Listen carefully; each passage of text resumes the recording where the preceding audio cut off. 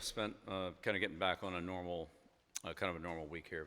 Playing Saturday to Saturday, so it's good to be on on a regular season kind of routine here, and hopefully that'll make it a productive week for us all the way around. Coaches, players, film study, preparation, meetings, all the above. So, you know, all looking forward to this week and already the start of it. I feel like we're on a good schedule here.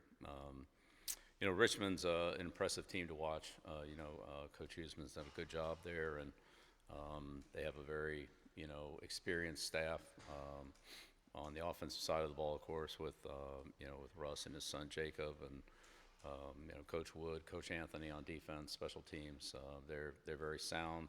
They haven't given up in really hardly any big plays defensively. Done a good job in the kicking game, made some plays. They're a good return team. They tackle well, and offensively they have a balanced running game between the quarterback and the running backs, and then mix that in with some play action and getting the ball to receivers, especially guys like Dawson and on some plays, explosive plays that we'll have to defend. So really good program. They've had a lot of success there, and I can see why. And they're a team that when you watch them again, you see the discipline, the toughness, the consistency, down in and down out, over multiple games, certainly last year, but, also the two games this year. Go ahead and get started. Questions from right here on the right, Coach. Hey, Bill. No, I Scott talking about 24/7. I'm curious if you've been able to talk to Chris Goldberg at all about his injury and what he's dealing with, and if you envision him practicing and then playing this weekend. Yeah, we'll take it day by day. So we didn't practice yesterday, so we'll go out there today and see where he's at, see what he can do. Front row middle here. Andrew Jones starting at 24/7. How concerned are you about the offense right now? Maybe what some of the specific concerns you have, and when we see the play calling, how is that reflecting on some of those concerns? Yeah, I just think we need to do a better job all the way across the board in every area: offense, defense, special teams. There's a lot of room for improvement, and just our fundamentals, our execution. Some cases our timing. We'll just keep working on that, and I think it's definitely getting better. But we're certainly a long way from where we need to be. And offensively, when you have one negative play, it kind of it's tough to get 10 yards and 3 downs. It's a lot tougher to get it in 2 or sometimes a 1. So avoiding those negative plays and staying out of long yardage, and then converting the ones that we need to convert. All those need to be better, no doubt. How much do you know what your personnel is? Maybe know what the personnel is capable of. Have you learned a ton the last 2 games, or is it still kind of open-ended? Yeah, well, it'll be a work in progress for a little while. I think we talked about that last week. Right behind you. Yeah, Bill. Brian Murphy with WRAL. Another one about the offense. You've had a couple of explosive plays, obviously Colton had a big one on the first drive, but other than that, you've had to kind of chip away. The big drive that they had in the first half was, I think, 11 plays, 80 yards. How much do you need to find an explosive player or explosive plays, in the offensive game plan, so you don't have to go 11 plays, 12 plays to get to Yeah, well, it's always nice when you get it in one play, but to just throw it down there and turn the ball over, I don't think that's the answer. So you have to take those shots when they're there and be able to convert on them. But when they're not, then there are probably better options that we need to take advantage of. So a lot of times you call plays. It depends a little bit on how it matches up against a certain call, or if you get the matchup you want. You can take advantage of, but that doesn't always happen. And so, defenses get, they got to do their job too, and they don't always make it easy for you. Especially Richmond. Richmond hasn't given up any big plays all year, so they play very, as I said, very sound, very fundamental football. They do a good job of tackling, and they make you earn every yard. So, we'll take them however we can get them. Front row left, just one, two, three. Yeah, Rob Baxley, Faithful Observer. Going back to watch the tape from the Charlotte game, was there anything that kind of popped off that you didn't notice throughout the game flow there? No, I think that there was some frustration that we weren't more consistent in our execution in all 3 phases, and we had some things that were really within our control that we could have done a better job of, and so we'll work on those and see if we can eliminate that both on the coaching end and on the playing end, and just have more efficient operation. Go ahead.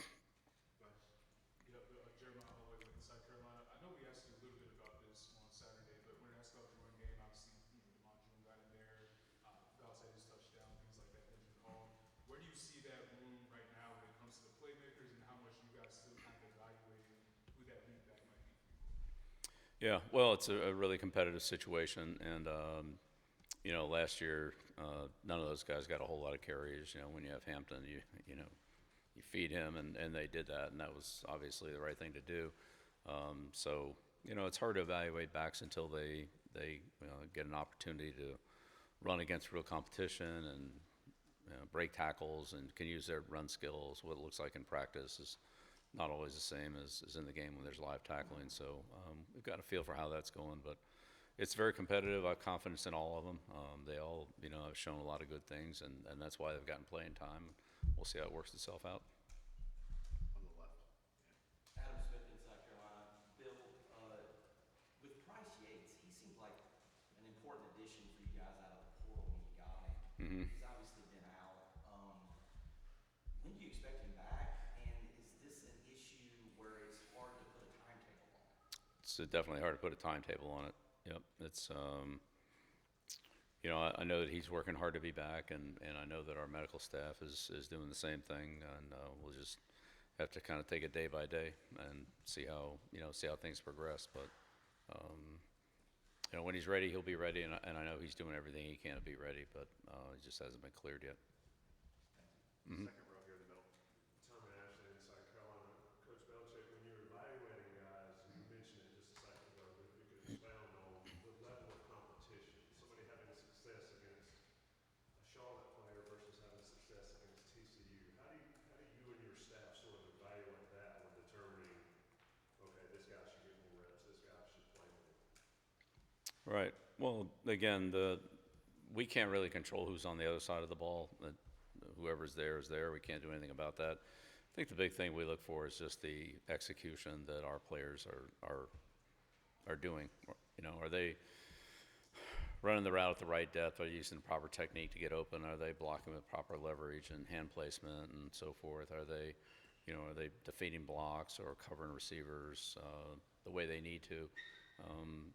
It could look okay in a certain situation, but it's really not, because it's not being done fundamentally properly, and eventually that's going to get exposed. So we're just really working hard to get better every day at everything we do, and there's certainly been a lot of improvement, but we're not where we need to be, and consistency is a big part of it. And so we'll continue to grind away and work on that. There's no real shortcut to it, but sure, competition's definitely a factor, but we can only control what we can control. And but I think if we're doing things right, then we'll be able to compete against good competition. If we don't do them right, then it doesn't really matter probably much of who we're against, so we're going to have some problems. Right next to him, Coach. Second row. Hey, Bill, Dave Nathan with the Target Sports Network. I want to ask you about your red zone defense. I think your opponents have been inside the 28 times this year. You forced 2 turnovers and only allowed 1 touchdown. What do you feel like this team needs to keep doing when the field shrinks to be successful? Well, I mean, I think that's going to vary from team to team. We'll see. How it goes this week. Certainly, Wickersham's had a lot of success down there. I mean, the running quarterbacks, it kind of gives you an extra gap. It's like a wildcat play where they have a gap that you have to defend because there's no handoff. The quarterback can run the ball, or he can't hand it off. We have to defend both, but it'll be challenging in the running game against him. But whatever.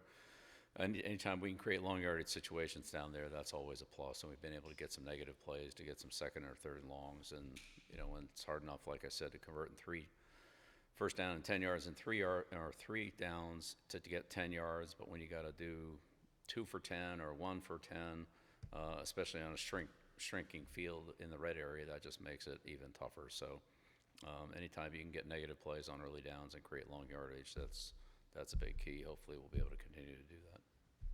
Right here on the right, Coach. Mm-hmm. Coach Michael Coe, WCHL, chapelboro.com. Looking at Richmond, their quarterback, Wickersham, seems like a pretty unique player. Obviously uses his legs a lot. He's their leading rusher through 2 games. Mm-hmm. So this is a 6'4", 260 on their roster. How do you go about scouting for a player like that who has a unique body type for the quarterback competition? Or quarterback position? Yeah, I mean, it's just kind of like a Ben Roethlisberger looking guy. I mean, he's really big, and he's strong. He's a physical runner. He's got stiff arm, long arms, tough guy to tackle, and he's a good downhill runner. So he doesn't shy away from contact. You gotta bring him down. So that'll be a big challenge for us, no doubt about it. But they have a lot of other explosive players too, and that that gives them a good balance where they can get the ball outside to their skilled players or the running backs, and then he carries it. And I'd say the other thing that's impressive about Richmond is their receivers. They do a great job blocking. And so a lot of times you count on those secondary players to be able to come up and get involved in the run force. They make it really hard for you to do that. They do a great job blocking. Again, the team's very well disciplined and tough. They're physically tough. So that'll be a big challenge for us. Right next to you.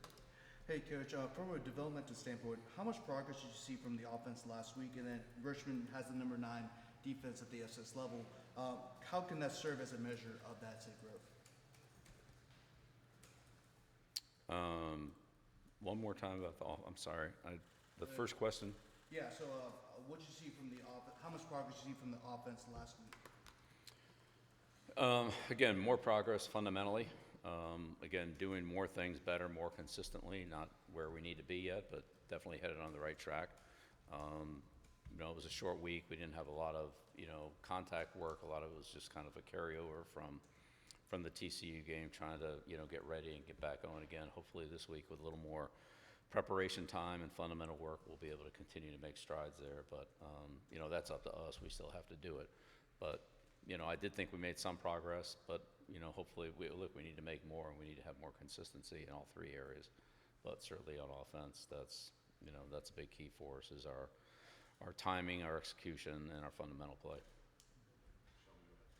Shelby Swanson with the News and Observer. We're talking to some of the special teams players today, obviously position group that you're particularly fond of. I'm curious, like when you came in, just how did you evaluate some of the issues in recent years that special teams have had here in North Carolina? Can you take us through what was your process of just working with them to improve that unit? Well, when you're not part of a program, which I wasn't up until I got here, it's hard to evaluate what happened before. So trying not to put too much weight on that. I'd say most of our evaluation came from the spring with the players that were here, like Tom and Spencer. And Reese, of course, we got in the portal, at the end of the spring, and he had a lot of good film on tape, and we thought that he could help us, and he certainly has, and I think we'll continue to do that. Tom's been an interesting guy for me. I've never had a rugby punter before, or Aussie punter, whatever you want to call him. So that's been a little bit new. Now he can obviously punt conventionally. We saw that last year, on tape. But in talking to him and his skills, as an Aussie punter, they're really good. And so we wanted to take advantage and utilize those. As I said, he can clearly kick conventionally, but I just think he's even better doing, what he's been doing. So we have adapted our punting system to him, which has actually been good. He's done a great job, and, we've covered well, haven't had a lot of return yards, and so we've been able to, handle the field position there when we've operated it cleanly like we want to. I'm not saying it's been perfect. I'm not saying that, but it was, it's been interesting to do that, and I think it's worked out pretty well. And I said Reese has kicked the ball well, and Spencer's done a nice job. We've adjusted a couple things with him in terms of his blocking and things like that. Maybe a little bit different than what he'd done in the past, and he's done a great job on that too. So all 3 of those guys really helped us, in the Charlotte game with field position, with scoring, and putting the offense and defense in good situations. 2 more here, front row and then second row. Ariel Dunn with Cardinal Tribune. Obviously, you played a lot of running backs. Is that because one guy hasn't stood out above the others, or is it just a coaching philosophy of playing a lot of running backs? I know you've played a lot of running backs in the NFL, and if it's the latter, what do you see the advantages of going at it that way? Yeah, again, well, none of those players really had very many carries going into the year, and they've gotten some in the early part of the season, so we'll see how that goes. I've always said if Jim Brown was my running back, I would leave him in the game on every play. I'm not looking for anybody else. So, and they kind of did that with Hampton here last year, which, again, I can certainly understand. I mean, he's a great player. But, we've given the players a chance, and we'll continue to evaluate them. But, we'll see how it turns out. But they're, I think they're all capable. They've all shown some good things and flashes, and I have confidence in all of them. But we'll see how the competition plays out. We've had 2 games, and You know, I think there's some things that have gotten better as you get more game experience and live looks at things, and so we'll, you know, take it from there. But I have confidence in all those players. But didn't you do that a lot in the NFL, play a lot of running backs? Well, again, I said if I had Jim Brown, I'd play Jim Brown. But I had Barry Sanders, I'd play Barry Sanders. But, you know, sometimes there are players that have similar levels of ability, but maybe different skills. You know, when I had Kevin Falk and James White, those guys were very, very good third down backs. Some of them probably the best that have ever played. And so we used them in that role, and we used other players on early downs. So it just kind of depends on, you know, what you have and how it fits into your, you know, your offensive system. Last one, Brian. We saw in the locker room after the game, Chancellor Roberts gave you the game ball, and you seemed genuinely happy and gave him a big hug. I wondered about how instrumental he's been in this process that you've gone in for the last 9 months, what your relationship is like with him, and he's been a big defender of football and raising the bar here when it comes to the football program.